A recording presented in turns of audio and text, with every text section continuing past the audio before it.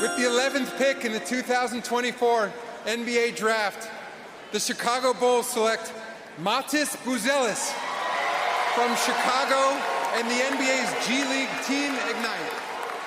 The newest Chicago Bull stays home and is going to play in the United Center, and the Chicago Bulls are now officially starting a rebuild. We are here on the Sports Cubicle to break down the NBA draft, and more specifically, what the Chicago Bulls did in the NBA draft here on the Sports Cubicle. I'm your host, Mike Mercado. I am here with the one, the only, the marvelous Dan Marver. Marver, how you feeling, my friend? I'm feeling great. We got a versatile guy that can play about 4 different spots on the floor.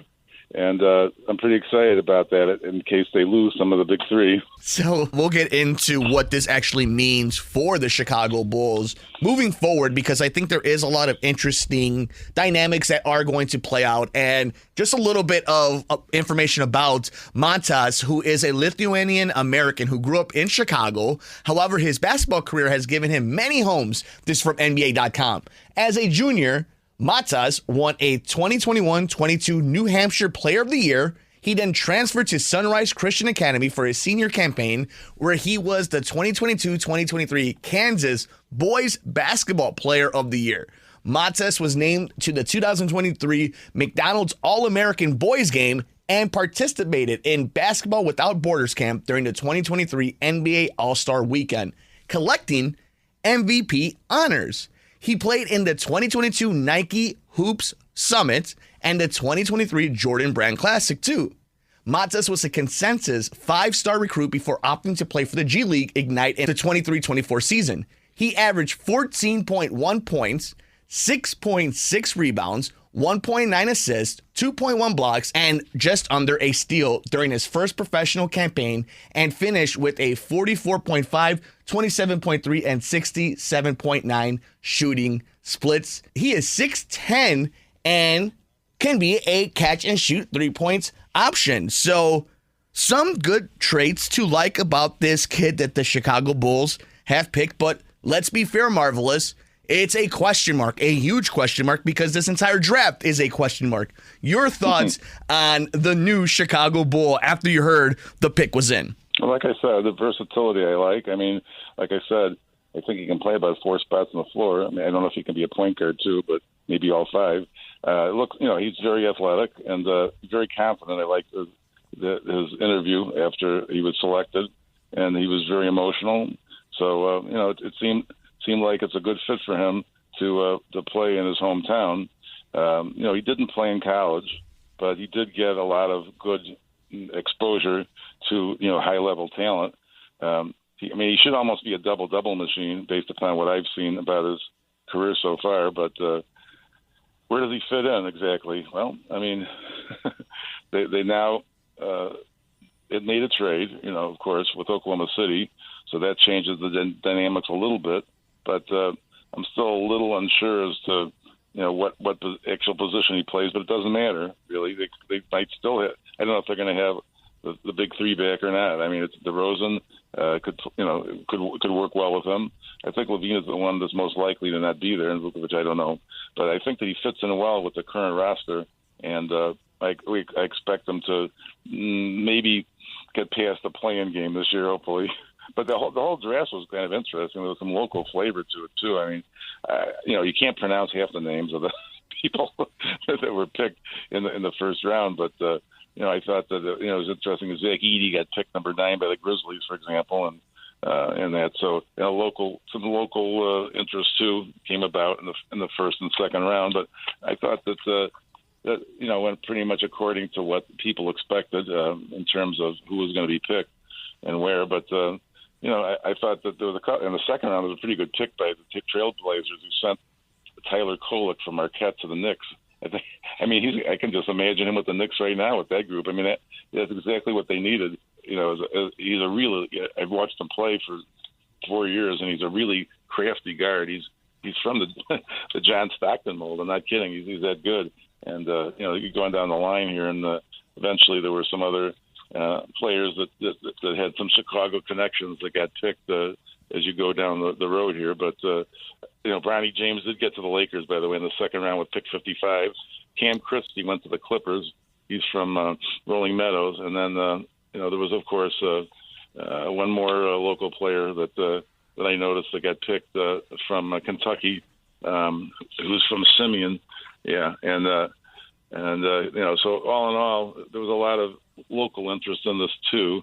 So I thought, the pick by the Bulls is going to work out well for them. I think no matter what the roster is, again, he can fit so many positions. I'm talking about Antonio Reeves, who was traded to the Pelicans. He went to Simeon, picked by the Magic.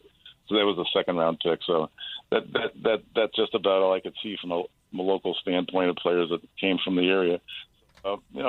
Just from a Bulls standpoint, again, where does he play? It doesn't matter. You don't even have to announce if he's a guard or a forward or what, because he can do it all, it looks like to me. I mean, a big weakness is in three-point shooting, and he's certainly going to be able to rise above the defender to do that, so that's a big plus.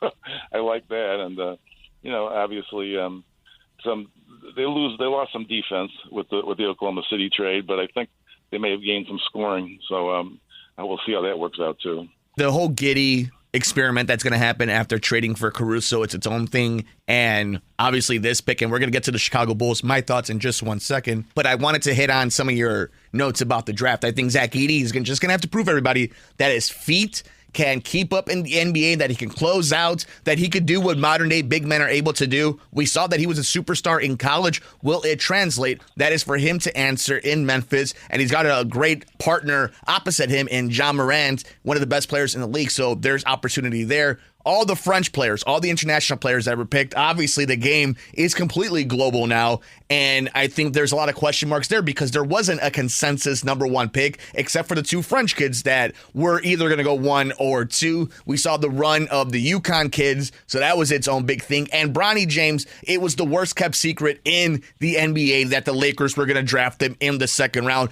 Now we'll see what they do with it. It's up to him. Look at his dad opened that door. He's got to perform. LeBron can only do so much. LeBron has done so much. But now it's up for both of them on the court and for the Lakers to do their best to try to develop and execute this plan that LeBron may have in mind when it comes to Bronny.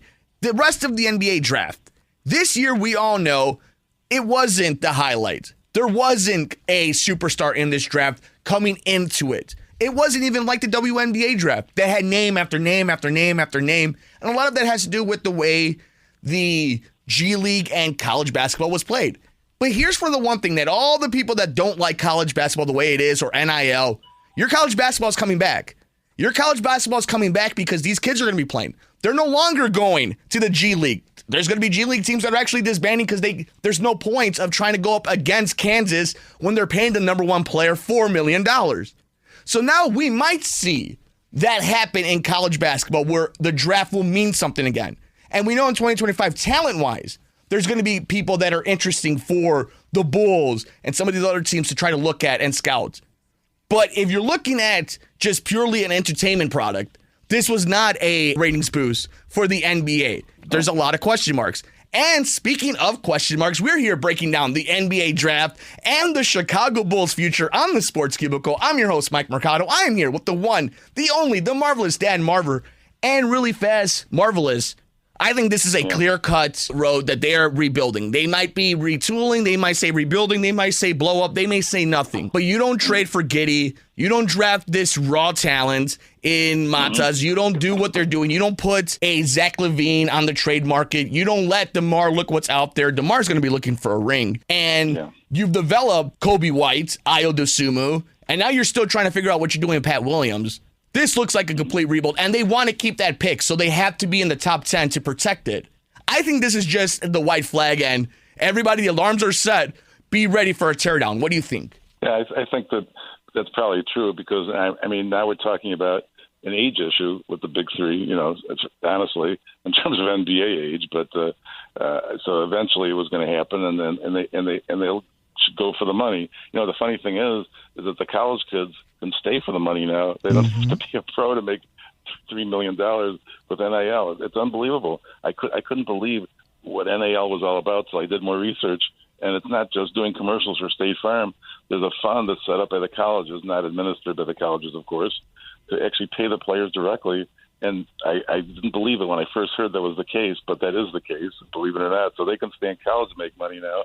And the other problem is going to be is that I think that, in college, the power conferences are going to have a really big advantage because they obviously have more money. Even in the Big Ten, I would assume that Ohio State has more money than Northwestern so to do NIL, so it's crazy. So the whole thing is crazy in terms of the way the setup now because the college players get paid, and then when they go to and now the pros, it's like I say, with the French players and everything else, I can't pronounce half the names of the people that got picked in the first round. And it was funny that with the championship game, with the matchup with Connecticut, Klingon of Connecticut got picked 2 ahead of Edey. He was 7 with the Blazers, so the one game raised his stock. Interesting. But and Edey was not. Like you say, he's still a question mark. But I thought that the 9 pick was higher than I expected too. Mm-hmm. But all in all, it wasn't like the WNBA draft or even like the NFL draft. It wasn't. It didn't have like in Detroit they had like thousands of people out in the grass, watching the thing. So here it was a little more low key, but it was a good night for the NBA. They got good press for it, and we'll see what happens. But it's not that far away. Coming into July, and pretty soon it'll be preseason camps for for everybody. I mean, the crazy thing is, the pro leagues now it's like like a hockey. It ended a week before July, and they start again in 2 months. So it's almost year round with some of these pro leagues, as it's turned out. But we'll see how it goes. So I expect, like I said, let's get past the play-in game. However, the structure of the roster is, that's the next step. And of course, the ultimate goal is to get a ring, but I think they're a little far away from that right now, the Bulls are. I think they are destined for a lottery pick, but knowing the Chicago Bulls, they are heading right into that play-in, my friend, like you said. So it is all already aligned in the sky and in the stars for the Chicago Bulls. Marvelous. This was a lot of fun breaking down the NBA draft and the Chicago Bulls, what they might be doing. And that is the alarm. That is the sound. It is time to get out of here. Marvelous. Thank you so much. We have a lot to break down on this edition. We'll be talking to you the next few weeks about the Chicago Bears and the Chicago Bulls, their off seasons heading into the fall, and of course, what is going on at Wrigley and the South Side. But that is conversation for a different day. Let us know your thoughts. What did you think about the Chicago Bulls and their draft pick getting Matas and a hometown kid? What does it mean for the future of the Chicago Bulls now that Alex Caruso was traded for Josh Giddey, and what the outlook may look for them and the rest of the NBA, like Bronny heading to play in LA with his father? How did that play out? Zach Edey for all your Purdue fans, and so much more. We want to know your thoughts. We're on Twitter at Sports Cubicle TV. Subscribe to us on YouTube at The Sports Cubicle. Check us out at the mothership at Heartland Signal, WCPT 820. The Sports Cubicle. He's the marvelous one, Dan Marver. I'm Mike Mercado. We have a whole lot left on this edition of the Sports Cubicle on WCPT 820 AM.